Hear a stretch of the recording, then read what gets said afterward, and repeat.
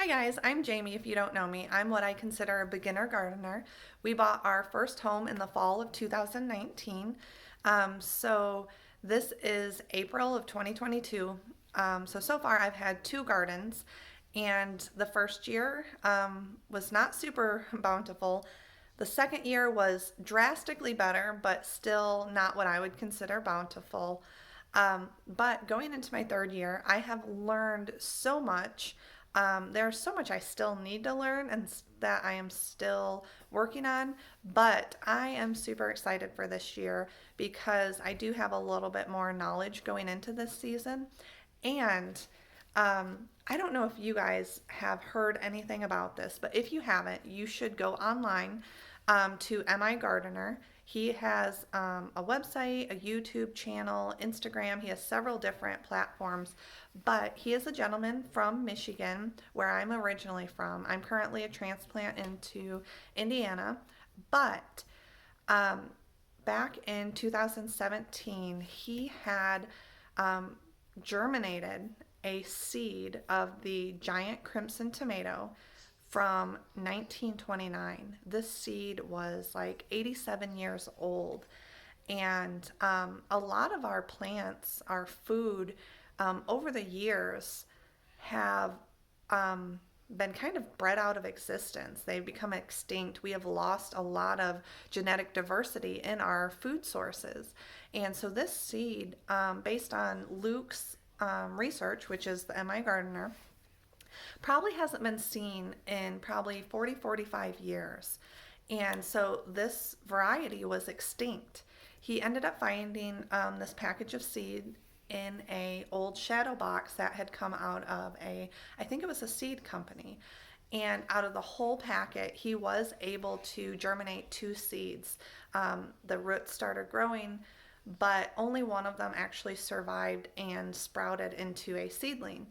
And since 2017, he has been just growing this plant, propagating suckers off of it, saving seeds from the mature tomatoes, and kind of been collecting seeds so that he could bring back this genetic diversity that was lost. So he had taken an extinct variety of plants and from one seed has brought it back into existence, which is amazing. It's exciting to me. So it might not be as exciting to you, but that's okay. It is very exciting to me. And so for years, he had just been saving seeds and growing and just really trying to bring back this genetic diversity. And in December of 2021, he released his first batch for sale. And I was lucky enough to grab two packages, which was the limit, because he's still in the process of um, producing seeds. So it's not just you can get it anywhere. He is the only one that is selling these seeds at this time. And he has put a lot of work into this over the last several years. So today I am starting my giant crimson tomato seeds along with some other tomatoes and peppers that I want to get started. It is a rainy, dreary day. We are actually on spring break right now, and unfortunately, my son has had nothing but cold, rainy weather. We're going into the second week now, and so I am excited to at least start getting my garden around. I do have some things, if you can see here in the background, I have a little makeshift greenhouse garden seed starter area that I had planted the end of February, just a few things. And then now I am going to be starting everything else that I'm going to be starting from seed, which is pretty much just my peppers and tomatoes. So I am going to be doing some giant crimson today. I'm super excited about that. I'm also trying a few things from the MI Gardener. These are Amana tomatoes, and I was intrigued by them because it says that they are a pineapple flavor without the acidity, which seems very interesting to me. So that's going to be kind of an experiment just to kind of try that out. I'm also going to be doing some Amish paste tomatoes in hopes that I can get enough to can into pizza sauce, spaghetti sauce, maybe some salsa, things like that. I've never canned before, really. One time, my mom came and helped me do a very small batch of pizza sauce, but that she did most of it, and I just kind of tagged along for the ride. Um, and then I'm going to do some sweet banana peppers, and these seeds here are actually something that I had saved from a sweet bell pepper. I did plant some of these seeds last year and I did get them to sprout, and we did have peppers. Um, Last year I also started stuff late, so I didn't have a super bountiful harvest, but we're gonna see. I also have these seeds are older. I'm gonna try to see if they sprout. I just want to use them up because while Luke was able to sprout a 90 or an 87-year-old seed, these are not quite that old. They are from 2017, but I had some broccoli from the same year that I tried to start earlier that did not sprout at all. So we'll see. I think these will probably have a little bit better chance of sprouting, but we'll see. So I've already pre-moistened my seed starting mix, which this year I am using the organic starter mix. I found it at Menards actually. The first couple of years I did not use seed starting mix. I didn't realize that it was such a big deal. When you get the seed starting mix, it's going to be more sifted. So the very new roots that are growing aren't going to have as much trouble going through the soil with a seed starting mix versus like a potting mix or a garden soil, which could really hinder their growth. So if you have something like that, you can always still use it. But what I've learned in the last couple of years, you can just sift it out to make it a little bit more fluffy and airy. So I've pre-moistened this mix here. If you guys can see, I am going to be planting just a couple of each one, just because I don't have a lot of space in my garden.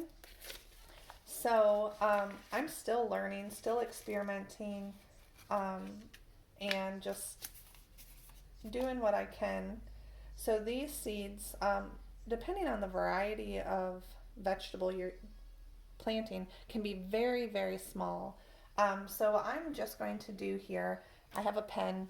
I'm just going to make a couple little divots in these seed trays here.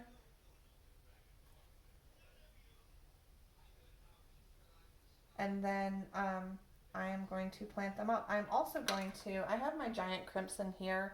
I'm also going to plant one here. I'm only going to plant two of the seeds because like I said, I don't have a lot of space and I'm already growing several other varieties.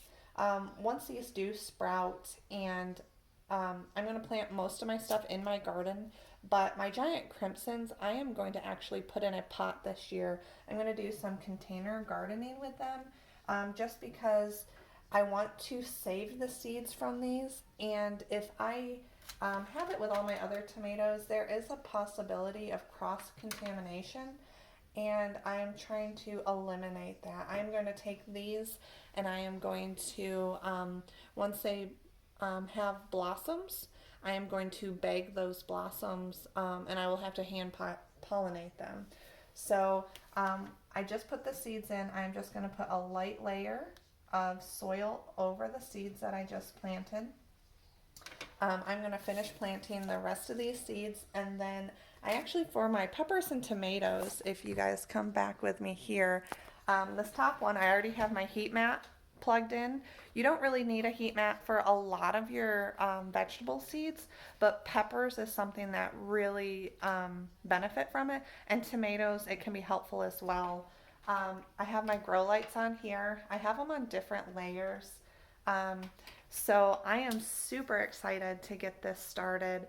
I am also very nervous, and I'm afraid I'm going to kill them.